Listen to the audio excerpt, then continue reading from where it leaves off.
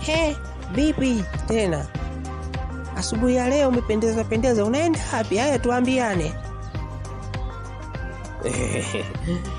Mke wangu bwana. Unasema naenda. Kwa hiyo utake kuniambia unaenda kufanya nini? Usije ukaenda kuchepuka wewe mwanaume wewe. Mke wangu, acha wivu. Jana nilikuwa kwa mzee Kikoti, tulikuwa tunamzungumzia mwanae. Mwanae kafanya nini?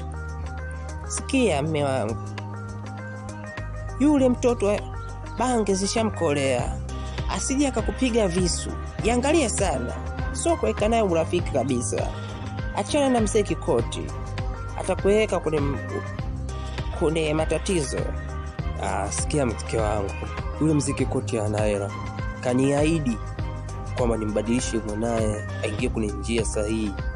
Ananipa hela. Kwa hiyo usijali.